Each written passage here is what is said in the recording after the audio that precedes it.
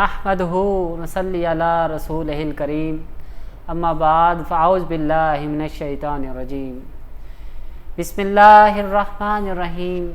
شروع اللہ کے نام سے جو بڑا مہربان نہایت رحم والا ہے۔ خواتین و حضرات، 25ویں روزے میں برکت افطار رمضان ٹرانسمیشن میں آپ سب کو خوش آمدید کہتا ہوں۔ اللہ سبحانہ و تعالیٰ کا لاکھ لاکھ احسان ہے، اس رب کائنات نے آج 25واں روزہ نصیب فرمایا اور لیلۃ القدر عطا کی۔ اللہ سبحانہ و تعالیٰ اس لیلۃ القدر کی بدولت ہم تمام مسلمانوں کے گناہوں کو معاف فرمائے۔ اے رب کریم، ہم سے جو بھول ہو گئی ہمیں معاف فرما دیجئے اور آئندہ نیک عمل کرنے کی توفیق عطا فرمائیے۔ اے رب کائنات، اپنے محبوب سرور کائنات صلی اللہ علیہ وآلہ وسلم کے وسیلے سے ایسا عمل کرنے کی توفیق عطا فرما جس سے تو اور تیرا محبوب خوش ہوتا ہے۔ پروگرام کا باقاعدہ آغاز تلاوت قرآن پاک سے شروع کریں گے، جس کی سعادت حاصل کریں گے عالم زیب شاہ۔ عالم زیب شاہ صاحب، سب سے پہلے تو آپ کا بہت شکریہ، آپ کا مشکور ہوں کہ آپ برکت رمضان افطار ٹرانسمیشن میں اپنی خصوصی آپ کی آمد ہوئی، آپ کو دل کی گہرائیوں سے خوش آمدید کہتے ہیں۔ اعوذ باللہ من الشیطان الرجیم، بسم اللہ الرحمن الرحیم۔ افحسبتم انما خلقناکم عبثا وانکم الینا لا ترجعون، فتعالى الله الملك الحق لا إله إلا هو رب العرش الكريم، ومن يدع مع الله إلها آخر لا برهان له به فإنما حسابه عند ربه إنه لا يفلح الكافرون، وقل رب اغفر وارحم وأنت خير الراحمين، صدق اللہ العظیم۔ جزاک اللہ۔ تلاوت قرآن فرقان حمید کی سعادت حاصل کر رہے تھے حافظ عالم زیب شاہ۔ اب میں دعوت دوں گا نعت رسول مقبول صلی اللہ علیہ وآلہ وسلم کی سعادت حاصل کریں گے حافظ شاہ زیب۔ ہر وقت تصور میں مدینے کی گلی ہو، ہر وقت تصور میں مدینے کی گلی ہو، ہر وقت تصور میں مدینے کی گلی ہو، ہر وقت تصور میں مدینے کی گلی ہو، اور یاد محمد کی میرے دل میں بسی ہو، اور یاد محمد کی میرے دل میں بسی ہو، اے کاش میں بن جاؤں مدینے کا مسافر، اے کاش میں بن جاؤں مدینے کا مسافر، پھر روتی ہوئی طیبہ کے آرات چلی ہو، پھر روتی ہوئی طیبہ کے آرات چلی ہو ہر وقت تصور میں مدینے کی گلی ہو اور یاد محمد کی میرے دل میں بسی ہو اے کاش مدینے میں مجھے موت یوں آئے اے کاش مدینے میں مجھے موت یوں آئے قدموں میں تیرے سر ہو میری روح چلی ہو قدموں میں تیرے سر ہو میری روح چلی ہو سبحان اللہ۔ نعت رسول مقبول صلی اللہ علیہ وسلم کی سعادت حاصل کر رہے تھے حافظ شاہ زیب۔ ہر وقت تصور میں مدینے کی گلی ہو، ہر وقت تصور میں مدینے کی گلی ہو اور یاد محمد کی میرے دل میں بسی ہو۔ خواتین و حضرات، وقت ہوا ہے بریک کا، بریک پر چلتے ہیں، بریک کے بعد علامہ صاحب کی طرف چلیں گے۔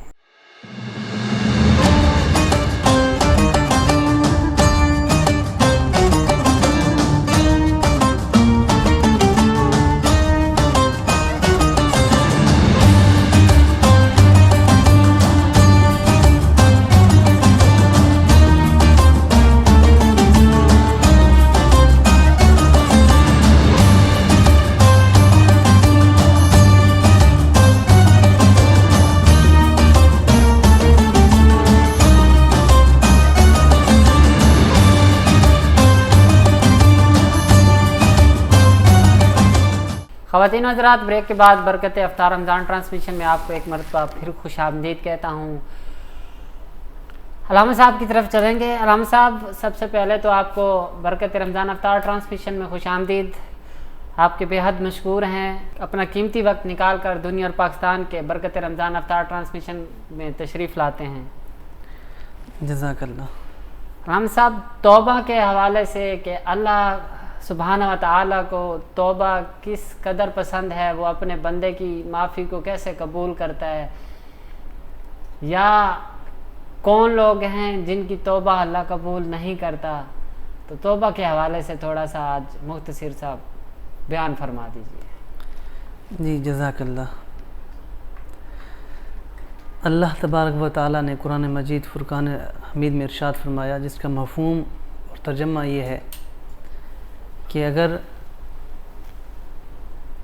میرے بندے گناہ گار ہو جائیں اور میری بارگاہ میں آ جائیں، اپنی جبین نیاز کو جھکا دیں اور سچے دل سے توبہ کریں، تو میں ان کی توبہ کو قبول کر لیتا ہوں، اور میں اپنے بندے کے اس قدر قریب ہو جاتا ہوں کہ جب بھی وہ مجھ سے سوال کرتا ہے تو میں اس کے ہر سوال کو پورا کرتا ہوں۔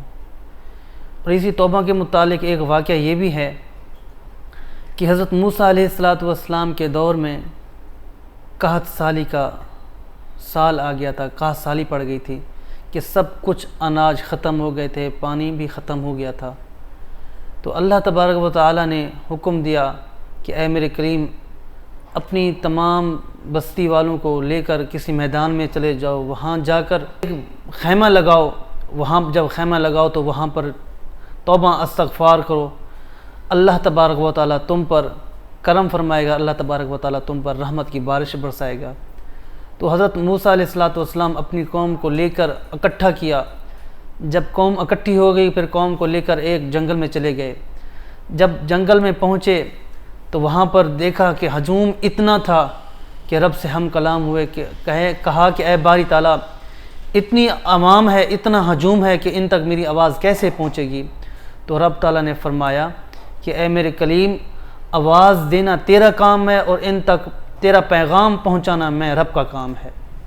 تو حضرت موسیٰ علیہ السلام نے آواز دی کہ تمام حضرات بیٹھ جائیں، تمام میری قوم بیٹھ جائے، اور جب قومیں بیٹھ گئیں تو اللہ تبارک و تعالیٰ نے حضرت موسیٰ علیہ السلام سے ہم کلام ہوئے اور فرمایا کہ اے میرے کلیم، تیری قوم میں سے ایک ایسا گناہ گار شخص ہے جو 40 سال سے میری نافرمانی کر رہا ہے، آپ اسے کہیں کہ وہ اس قوم سے نکل جائے، تب میں تم پر اللہ کی رحمت اور تم پر اپنا فضل اور کرم فرماؤں گا۔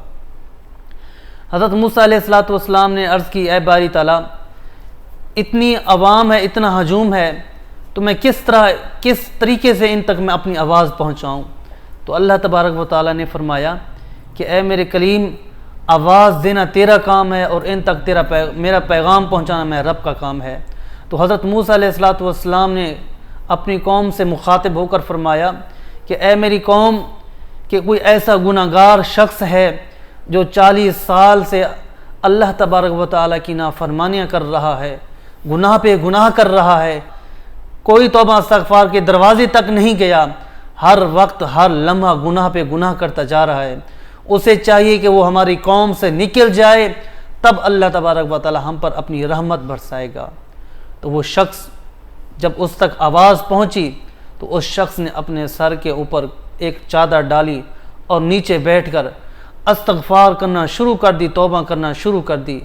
جب اس نے استغفار کرنا شروع کر دی، توبہ کرنا شروع کر دی، تو اللہ تبارک و تعالیٰ کو اس کی یہ ادا پسند آئی۔ اللہ تبارک و تعالیٰ نے اسی وقت اپنے کلیم کی طرف متوجہ ہو کر فرمایا کہ اے میرے کلیم، میں تم پر راضی ہوں، تمہاری قوم سے بھی راضی ہوں، اب میری اللہ کی رحمت تم پر آئے گی، اب اللہ کا فضل تم پر آئے گا۔ بس اتنی ہی دیر میں اللہ تبارک و تعالیٰ کی رحمت شروع ہوئی۔ جب رحمت شروع ہوگی، رحمت ختم ہو گئی، تو اللہ تبارک و تعالیٰ سے حضرت موسیٰ علیہ السلام ہم کلام ہوئے۔ حضرت موسیٰ علیہ السلام نے عرض کی کہ یار اے باری تعالیٰ، کہ وہ کون سا گناہ گار شخص ہے، مجھے تو بتائیے کہ میں اس کا چہرہ تو دیکھوں، کہ جب وہ گناہ کر رہا تھا تو میں نے اس کو نہیں دیکھا، اور جب اس نے توبہ و استغفار کی تو میں نے اس کو نہیں دیکھا، وہ کون سا ایسا گناہ گار شخص ہے، مجھے تو دکھائیے۔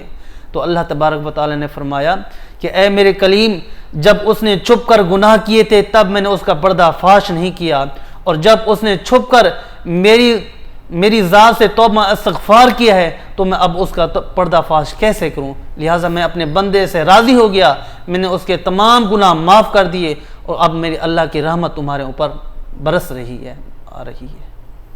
جزاک اللہ علامہ صاحب، بہت ہی اچھے انداز میں گفتگو آپ نے واضح فرمایا۔ اللہ سبحانہ و تعالیٰ سے دعا ہے کہ اللہ سبحانہ و تعالیٰ ہمیں بھی ان لوگوں میں شمار کرے کہ جن کی توبہ اللہ کے ہاں قبول ہو جاتی ہے۔ آمین۔ اسی سیگمنٹ کا حصہ ہے علامہ صاحب اگلا سوال و جواب کا، تو چلتے ہیں سوال و جواب کی طرف۔ علامہ صاحب پہلا سوال ہے، عورت قیمتی جہیز کی مالک ہو تو وہ زکوٰۃ لے سکتی ہے یا نہیں؟ جی، اگر عورت قیمتی جہیز کی مالک ہے، جیسے اس کے گھر والوں نے اس کو سامان دیا، برتن دیے، پہننے کے لیے کپڑے دیے، یہ تو آنے جانے کا سامان آتا رہتا ہے جاتا رہتا ہے، اس کے اوپر دو صورتیں بنتی ہیں۔ اگر عورت اپنے برتن اور کپڑے وغیرہ خود لے رہی ہے، اپنے اللہ تبارک و تعالیٰ نے اس کے اوپر اتنا کرم فرمایا ہے کہ وہ کپڑے بھی لے رہی ہے اور برتن بھی رہی ہے اور ضرورت کی ساز و سامان بھی لے رہی ہے، تو پھر وہ زکوٰۃ نہیں لے سکتی۔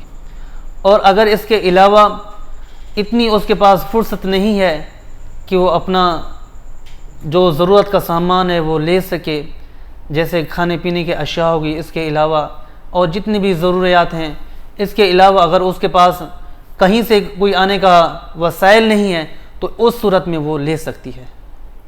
جزاک اللہ۔ علامہ صاحب اگلا سوال آپ سے، اپنے خدمت گزار یعنی کہ ملازم کو اور ایسے ہی کسی دوسرے شخص کو زکوٰۃ دے سکتے ہیں یا نہیں؟ جی دیکھا جائے گا، اس کے اندر ایک صورت بنتی ہے۔ اگر آپ کا خدمت گزار صاحب نصاب ہے پھر اس کو زکوٰۃ نہیں دے سکتے، اگر صاحب نصاب نہیں ہے پھر اس کو زکوٰۃ دے سکتے ہیں۔ اور اس کے علاوہ کسی نے آ کر آپ کو خوشخبری سنا دی تو اس صورت میں بھی آپ اس کو دیکھیں گے، اگر وہ صاحب نصاب ہے تو اس کو آپ زکوٰۃ نہیں دیں گے، اور اگر صاحب نصاب نہیں ہے آپ پھر اس کو زکوٰۃ دے سکتے ہو۔ اچھا جی، بہت شکریہ۔ آخری سوال، جنہیں زکوٰۃ دے سکتے ہیں کیا ان کا فقیر ہونا ضروری ہے؟ جی، اگر ہم جن کو زکوٰۃ دے رہے ہیں ان کا فقیر ہونا یا مسکین ہونا ضروری نہیں ہے، کیونکہ ان کے ہاں دیکھا جائے گا کہ اگر غریب یا یتیم ہیں یا ایسا ان کے پاس سسٹم ہے کہ وہ اپنا گھر کا پورا خرچہ افورڈ کر رہے ہیں تو پھر ان کو زکوٰۃ نہیں دیں گے۔ اور اس کے علاوہ اگر غریب ہیں، یتیم ہیں، مسکین ہیں، گھر کا خرچہ افورڈ نہیں کر پا رہے، گھر کا مطلب ضروریات کے مطابق جو ان کو اشیاء ضرورت ہیں وہ نہیں کر پا رہے، تو تب ان کو زکوٰۃ دے سکتے ہیں۔ جی بہت شکریہ۔ خواتین حضرات، ہمارا یہ سیگمنٹ یہاں اختتام پذیر ہوتا ہے، چلتے ہیں اگلے سیگمنٹ کی طرف۔ خواتین حضرات، وقت ہوا ہے ہمارے آخری سیگمنٹ نیکی کی بات کا۔ حضرت موسیٰ علیہ السلام کا وظیفہ۔ حضرت ابو سعید رضی اللہ تعالیٰ عنہ سے روایت ہے کہ رسول اللہ صلی اللہ علیہ وآلہ وسلم نے فرمایا کہ موسیٰ علیہ السلام نے عرض کیا، اے میرے پروردگار، مجھے ایسا وظیفہ بتا جس کے ذریعے میں تجھے یاد کیا کروں اور تجھے پکارا کروں۔ اللہ تعالیٰ نے ارشاد فرمایا کہ اے موسیٰ، لا الہ الا اللہ پڑھا کرو۔ موسیٰ نے عرض کی، یہ کلمہ تو تیرے سارے بندے پڑھتے ہیں، مجھے کوئی خاص وظیفہ بتا، کوئی خاص ذکر۔ اللہ تعالیٰ نے ارشاد فرمایا، اے موسیٰ، اگر ساتوں آسمان اور جو اس میں آباد ہیں میری ذات کے سوا اور ساتوں زمینیں ایک پلڑے میں رکھی جائیں اور یہ وظیفہ لا الہ الا اللہ دوسرے پلڑے میں رکھا جائے تو وہی پلڑا جھک جائے گا جس میں لا الہ الا اللہ رکھا جائے گا۔ خواتین و حضرات، مشکوات شریف کی یہ حدیث تھی، اور اس حدیث سے یہ سمجھ میں آتا ہے کہ اللہ سبحانہ و تعالی نے اپنا ذکر لا الہ الا اللہ اس میں اتنی طاقت رکھی ہے کہ جو کوئی بھی اس ذکر کو کرتا ہے، اللہ سبحانہ و تعالی اس ذکر کے صدقے سے پوری کائنات میں جتنی چیزیں ہیں ان سے اس ذکر کا پلڑا بھاری رہے گا۔ اللہ سبحانہ و تعالی سے دعا ہے کہ اللہ رب العزت ہمیں اپنا ذکر کرنے کی توفیق عطا فرمائے۔ وقت ہوا اختتام کا۔ خواتین و حضرات، اگر آپ ہمارے چینل پر نئے ہیں تو ہمارے چینل کو سبسکرائب کریں، لائک کریں، کمنٹس کریں اور اپنے دوستوں کے ساتھ ضرور شیئر کریں تاکہ ہماری حوصلہ افزائی ہو سکے اور ہم آپ کے لیے مزید بہترین ٹرانسمیشن لا سکیں۔ مجھے اور میری ٹیم کو اجازت دیجیے۔ اللہ نگہبان۔ بے خود کیے دیتے ہیں انداز ہی جا بنانا، بے خود کیے دیتے ہیں انداز ہی جا بنانا، دل میں تجھے رکھ لوں اے جلوہ جانا، دل میں تجھے رکھ لوں، اتنا تو کرم کرنا اے جشن